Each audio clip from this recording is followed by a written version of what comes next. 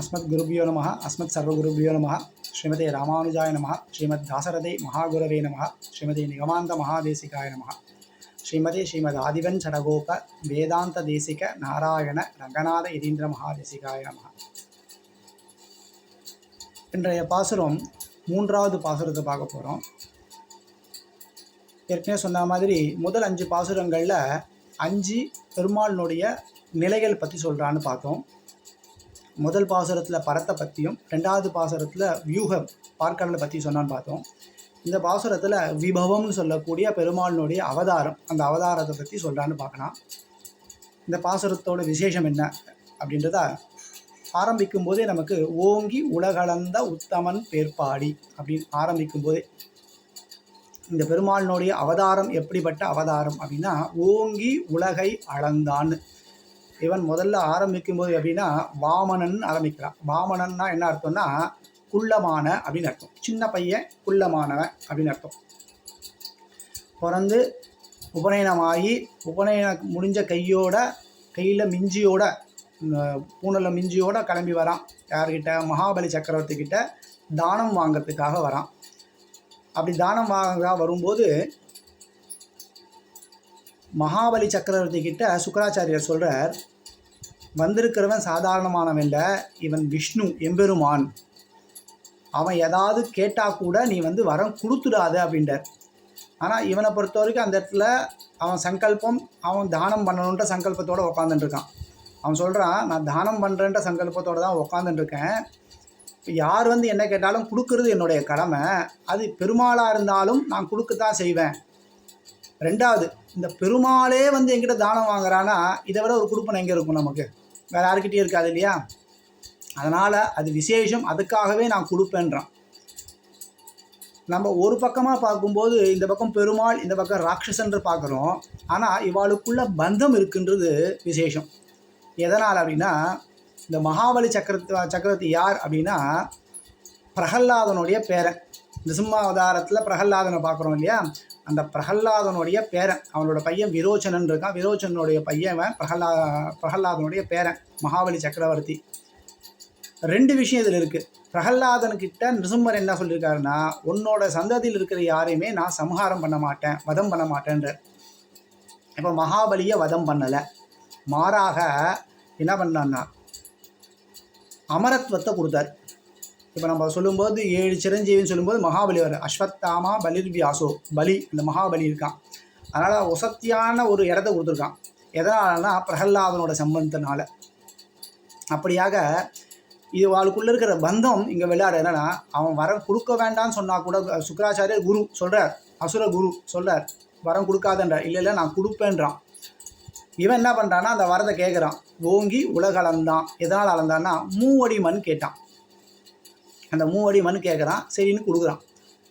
இப்போது பழைய காலத்தில் நம்ம ரிஜிஸ்ட்ரேஷன் பண்ணி ரிஜிஸ்ட்ரேஷன் ஆஃபீஸ் போய் கையெழுத்து போட்டு பட்டா போட்டுலாம் பண்ணுறது கிடையாது. அப்போல்லாம் கொடுக்குறதுனா வாக்கு.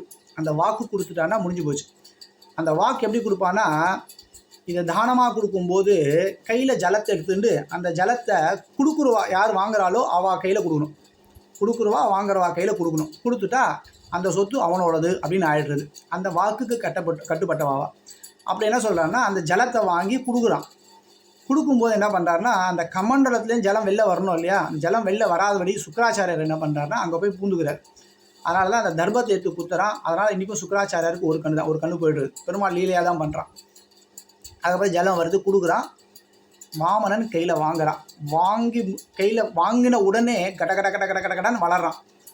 நல்லா ஓங்கி வளர்றான். வளர்ந்து என்ன பண்ணுறான்னா, ஒரு கால் பூமியில் இருக்குது, இன்னொரு கால் அண்டத்தினுடைய மேல் நோக்கி அண்டத்தினுடைய உச்சிக்கு போகிறது. அண்டத்தினோட உச்சியில் யார் இருக்கான்னா பிரம்மா இருக்கான். மேல் லோகங்கள் சொல்கிறேன் இல்லையா? பூஹு புவஹா சுவஹா மகா ஜனஹா தபஹா சத்தியம். இந்த சத்தியலோகத்தில் பிரம்மா இருக்கான். பிரம்மா வரைக்கும் இந்த கால் போகிறது. போன உடனே அவன் என்ன பண்ணுறான், ஆஹா எம்பெருமானோடைய திருவடி சம்பந்தம் கிடச்சிருக்கு, இதை நம்ம விட்டுடக்கூடாது. என்ன பண்ணுறான்னா அவன் கமண்டத்தில் இருக்க ஜலத்தை அதில் சேர்க்குறான். அந்த ஜலம்தான் கீழே வருது. எங்கே வருதுன்னா கைலாயத்துக்கு வருது. சிவனுடைய தலையில் அது இறங்குறது. அதுக்கு தான் கங்கைன்னு பேர். கங்கைனா ஒன்றும் இல்லை, என் பெருமாளுடைய திருவடி சம்பந்தப்பட்ட ஜலம். அதில் ஒரு துளி தனியாக வந்து திருமாலிருஞ்சோலையில் வருது. அதுதான் நூபுர கங்கைன்னு பேர். அது என்ன, அந்த திருமுடி சம்பந்தமும் இல்லாத, முடிப்பட்டா ஒரு அசுத்தின்ற அந்த அசுத்தியும் இல்லாதது நூபுர கங்கை விசேஷம்னு சொல்லுவாது. அப்படியாக அவன் அளந்து முடிச்சுட்டு 3வது அடி நான் எங்கே வைக்கிறதுன்றான். என் தள்ள வச்சுக்கோங்கன்றார். அதை விட பிராப்தம் என்ன? எம்பெருமானோடைய திருவடி நம்ம தலையில் வருதுன்னா திருமணிட்டிக்கிறது அதுக்கு தான். எம்பெருமானோட திருமன்ற எம்பெருமானோட திருவடியை நம்ம தலையில் வச்சுக்கிறது தான். அது நிஜமாகவே எம்பெருமான் திரு பண்ணுறதுன்னா சாதாரண விஷயமா? அடியேன் என் தலையில் காலை வையுங்கோ அப்படின்ட்டான். காலை வச்சு நேராக பாத்தாளத்துக்கு அனுப்புகிறான். இன்றைக்கும் மகாபலி சக்கரவர்த்தி எம்பெருமானோடைய அந்த திருவடிக்கு திருவாராதனம் பண்ணிட்டு இருக்கான் நித்தியம்ன்றது விசேஷம். அப்படியாக இந்த 3 அடி அளந்தானே அந்த அவதாரம் சாதாரண அவதாரமா, இது விசேஷ அவதாரம்னு இந்த அவதாரத்தில் விபவாவதாரம் சொல்லக்கூடிய இந்த அவதாரத்தில் முக்கியமாக சொல்கிறான். ஓங்கி உலகளந்த உத்தமன் அப்படின்றா. இதெல்லாம் சாதாரணமாக சொல்ல, இவன் உத்தமன் அப்படின்னா எப்படி உத்தமன் அப்படின்னா, இந்த இடத்துல உத்தமன்றதை 2 பேர்கிட்ட எடுத்துக்கணும். ஏன்னா இவன் ஆயர்பாடியில் இருக்கக்கூடிய கிருஷ்ணனை போய் பார்க்குறான். கிருஷ்ணனை போய் தான் போற்ற போகிறா. அப்போ கிருஷ்ணன் தான் உத்தமன் அப்படி ஒரு பொருள். 2வது, இந்த உலகை அளந்தானே என்ன பண்ணானா, யாரையுமே சம்ஹாரமும் பண்ணாமல் தேவர்களுக்கு கிடைக்க வேண்டிய அவாலோகத்தையும் வாங்கி கொடுத்துட்டான். மகாபலி சக்கரவர்த்தியும் சம்ஹாரமும் பண்ணலை. பூலோகத்துக்கு அனுப்பிச்சு அவனுக்கு என்ன அமரத்துவத்துவம் கொடுத்துட்டான். இது எல்லாத்தையுமே சமப்படுத்தினான் இல்லையா? அதனால் உத்தமன். அந்த உத்தமனுக்கு உண்டான விசேஷம் யாருக்கு இருக்குன்னா கிருஷ்ணனுக்கு இருக்குன்ட்டான். யாருன்னா ஓங்கு உலகளந்த உத்தமன் கிருஷ்ணன் தான் அப்படின்ட்டா. ஏன்னா கிருஷ்ணனை இன்னைக்காக நம்ம என்ன சொல்லியிருக்கோம்? திருடன் தான் சொல்லியிருக்கோம் இல்லையா? அதுதான் கிடையாது. கிருஷ்ணன் எதை பண்ண ஆரம்பித்தாலும் பார்க்கறதுக்கு தப்பு பண்ணுற மாதிரி இருக்குமே தவிர அவன் முடிக்கிறது நேரத்தில் முடிக்கிறான்னா கரெக்டாக நல்லா இந்த பலன் எல்லாருக்கும் கொடுக்குற மாதிரி தான் முடிக்கிறான் இல்லையா? அதுதான் உத்தமத்துவம். அந்த உத்தமன் அப்படின்னு சொல்கிறார். கிருஷ்ணன் ஏன் உத்தமன் சொல்கிறது அதுதான் சொல்லுது. இப்போ நாரதர் கழகம் நன்மையில் முடியும்ல, அதுபோல் கிருஷ்ணன் ஏதாவது ஒரு விஷயம் ஆரம்பிக்கிறான்னா அது ஒரு நல்ல விஷயத்தில் போய் முடியும். அது உத்தமமான காரியமாக இருக்கும். அதனால் இவன் உத்தமன் அப்படின்ற ஆண்டாள். ஓங்கி உலகளந்த உத்தமன் பேர்பாடி. இதுதான் முக்கியமான விஷயம். எல்லா பாசுரங்கள்லையும் வரக்கூடியது. நாம சங்கீர்த்தனம் தான் நமக்கு இந்த கலியுகத்தில் மோட்சத்தை கொடுக்கக்கூடிய ஒரே சாதனம். எம்பெருமான் திருவடியில் சரணாகதி பண்ணி அவனுடைய நாமாக்களை சொல்கிறது தான் நமக்கு விசேஷம் அப்படின்றதான் இந்த தாயார் பூமாதேவி தாயார் நமக்கு என்ன பண்ணுறா, ஆண்டாளாக அவதாரம் பண்ணி நமக்கு அதுவும் தெரியாதுன்னு சொல்லி கொடுக்குறா. திருப்பாவை மூலியமாக எம்பெருமான் சரணாகதி பண்ணுங்கோ, அவனுடைய நாமாக்களை சொல்லுங்கோன்னு சொல்கிறா. அப்படிப்பட்ட உத்தமன் பேர்பாடி நாங்கள் நம் பாவைக்கு, நேற்று சொன்ன பாவைன்றது பாவை நோம்பு. நாங்கள் நம் பாவைக்கு சாற்றி நீராடினால். இந்த நீராற்றல் அப்படின்றது என்னென்னா அதுதான் முதல் அனுஷ்டானம். நேற்றுக்கு பாசுரத்தில் சொன்னேன். போன பாசுரத்தில் முதல் பாசுரத்தில் நான் விரதம் பண்ண போகிறேன்னா, போன பாசுரத்தில் அது விரதத்துக்கு என்னென்ன பண்ணணும் பண்ணக்கூடாதுன்னா, இந்த பாசுரத்தில் அந்த விரதத்தை பண்ணுறதுனால என்ன நன்மைன்னு சொல்கிறான்.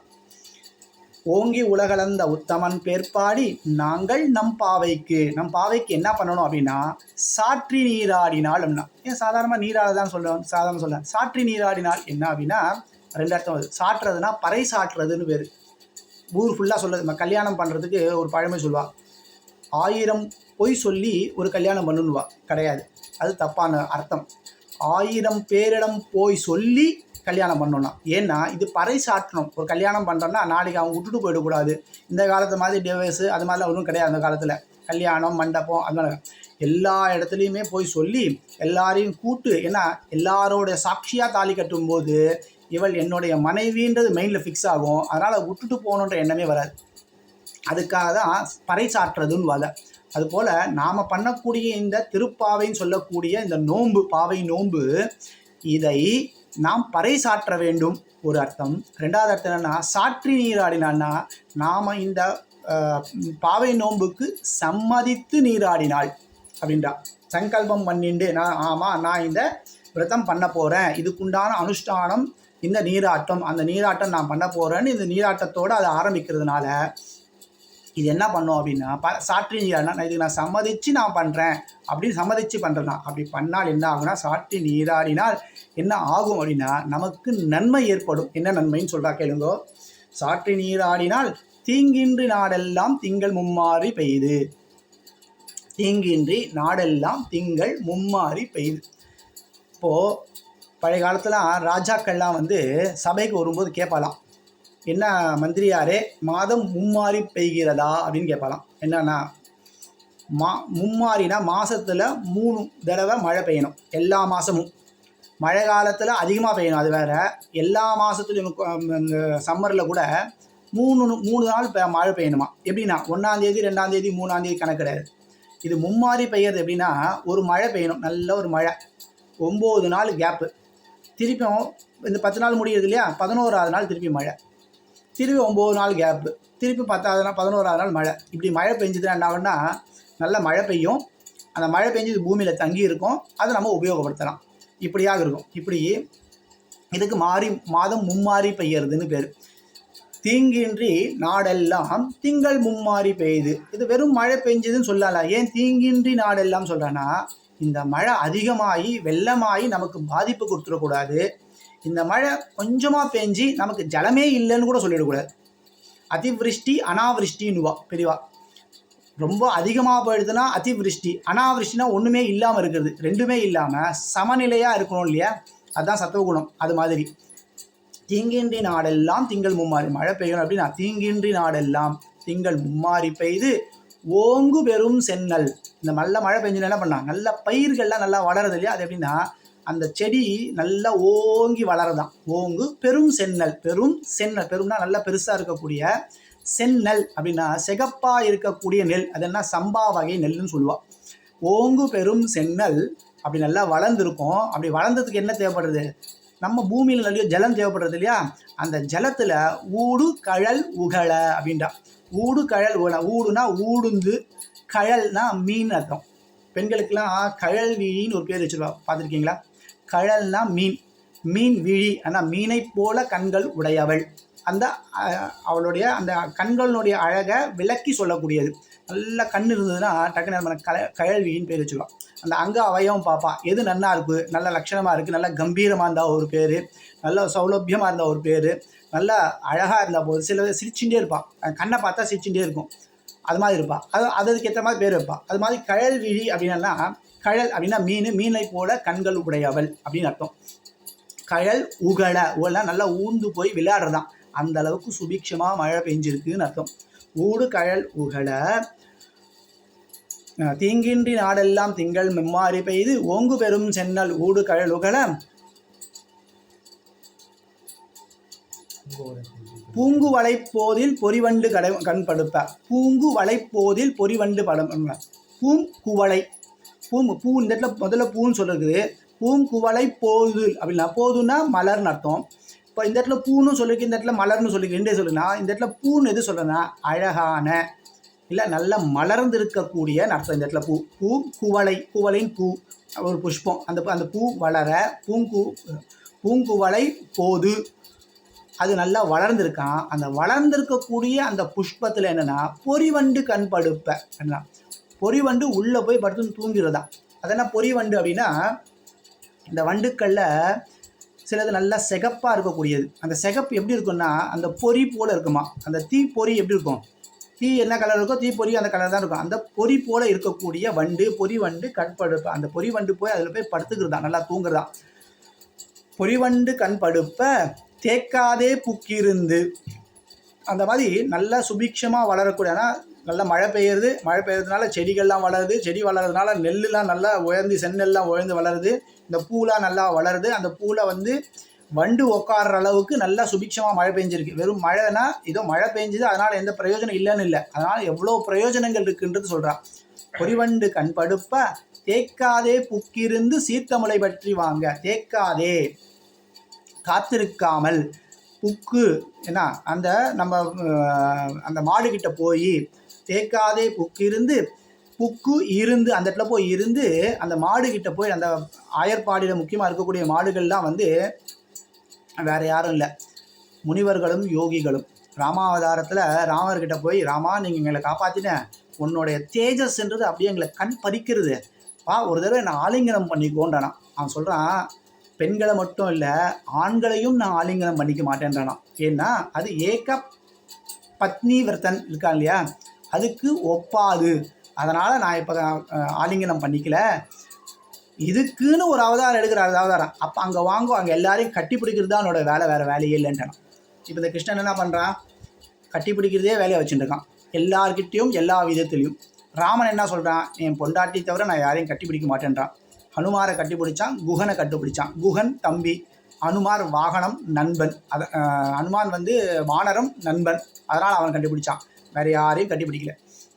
அப்படி அந்த முனிவர்களும் யோகிகள் என்ன பண்ணுறான்னா, இங்கே ஆயர்பாடியில் வந்து கண்ணன் எப்போ பிறக்கிறானோ பிறக்கிறதுக்கு முன்னாடி வந்து அங்கே ஆடு மாடு செடி கொடியாக இருந்தாலும், இப்போ நம்ம ஸ்ரீவைகுண்டத்தில் இருக்கக்கூடிய எல்லாமே பெருமாள் கிட்ட இருக்கிற ஆயுதங்கள் புஷ்பங்கள் எல்லாமே வந்து நிச்சசூரி இல்லையா, அவதாரம் எடுத்து பல ஆழ்வார்களாக வந்திருக்கான்னு பார்த்துருக்கோம் இல்லையா.